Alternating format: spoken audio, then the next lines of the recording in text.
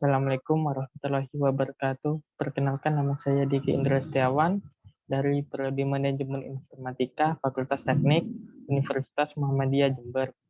Kali ini saya akan mempresentasikan tentang tugas UTS atau UAS, metodologi penelitian, dengan judul analisis potensi limbah tebu sebagai bahan bakar pembangkit listrik energi biomasa di pabrik gula.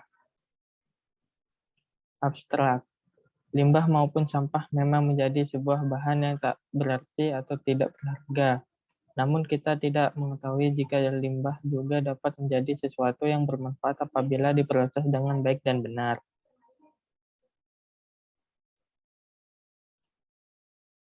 Satu, energi biomasa. Biomasa dapat berupa tumbuhan atau hewan atau residu yang dihasilkan oleh tumbuhan atau hewan. Biomasa adalah salah satu energi baru terbarukan karena dapat diperbarui. Misalnya, pada biomasa yang berasal dari tumbuhan, kita dapat menanam tanaman secara terus-menerus yang menghasilkan energi. Dan pemanfaatan biomasa pun dapat disesuaikan dengan potensi biomasa yang ada di suatu wilayah. Biomasa sangat mudah ditemukan dari aktivitas pertanian, peternakan, kehutanan, perkebunan, perikanan, dan limbah-limbah lainnya. Di Indonesia terdapat wilayah penghasil energi biomasa dengan potensi besar, memiliki potensi biomasa untuk pembangkit listrik dengan cara memanfaatkan limbah sawit dari perkebunan kelapa sawit. Metode penelitian. 1. Studi pustaka. 2. Penelitian lapangan. 3. Penyusunan proposal jurnal. Hasil penelitian sebagai sebuah pabrik gula, Raja Wali II berbeda dengan perusahaan MNC lainnya yang ada di Indonesia. PG Raja Wali II memiliki integritas yang tinggi dan keterbukaan dengan tetap menghargai dan menghormati hak asasi manusia, menjaga keseimbangan para karyawan, dan menghormati kepentingan sah relasi perusahaan, serta memiliki pengabdian kepada masyarakat. PG Raja Wali II, perusahaan yang bergerak di bidang produksi gula, memproduksi kebutuhan pokok yang sangat dibutuhkan konsumen sehari-harinya. Klasifikasi tujuan dan ruang lingkup. Klasifikasi risiko.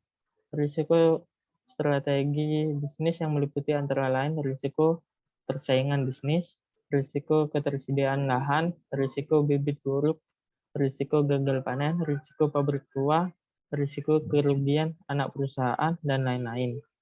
Risiko operasional meliputi antara lain risiko penurunan penjualan, risiko biaya operasi tinggi, risiko pemasaran yang tidak tepat, risiko kehandalan peralatan dan teknologi, dan lain-lain.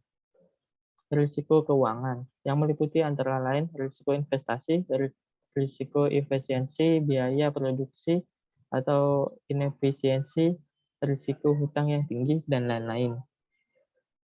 Tujuan manajemen risiko. Bahan pengambilan keputusan direksi dalam upaya melanjutkan usaha perusahaan, meminimalisasi risiko keuangan.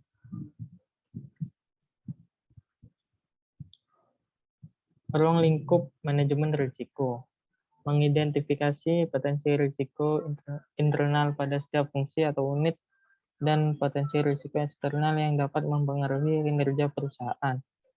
Mengembangkan strategi penanganan pengelolaan risiko, mengimplementasikan program-program pengelolaan untuk mengurangi risiko.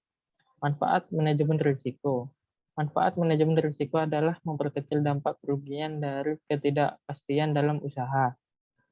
Kebijakan umum. 1. PT PG Raja Wali II memandang perlu seluruh fungsi manajemen melaksanakan pengelolaan risiko di masing-masing unit organisasi, termasuk risiko yang dihadapi organisasi atau perusahaan dan pemangku kepentingan lainnya.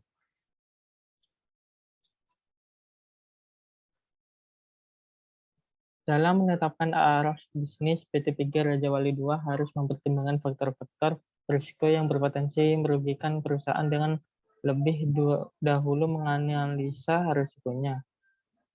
Pengelolaan risiko merupakan suatu keharusan bagi setiap pemimpin organisasi sebelum mengambil suatu keputusan di tingkat puncak maupun menengah.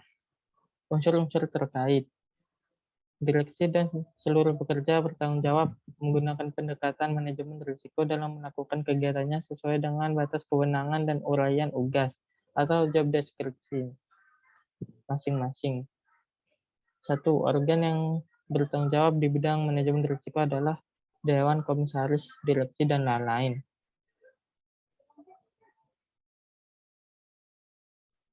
Proses manajemen risiko. Komunikasi dan konsultasi dilakukan oleh setiap penanggung jawab risiko, risk owner, terhadap pada para pemangku kepentingan baik internal maupun eksternal pada setiap tahap proses pengelolaan risiko dengan tujuan agar mereka dapat memahami keterkaitan rencana strategis perusahaan dengan pengelolaan risiko dan peran mereka dalam pengelolaan risiko perusahaan.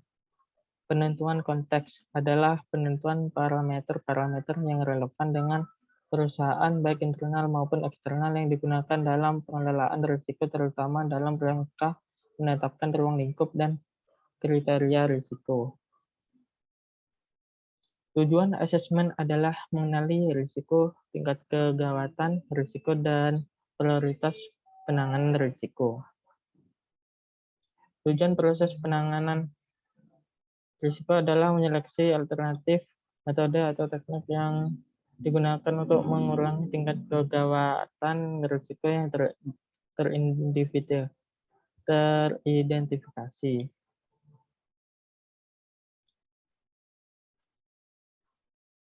Pemantauan adalah monitoring rutin terhadap kinerja aktual dari pelaksanaan proses manajemen risiko dibandingkan dengan rencana yang ditetapkan.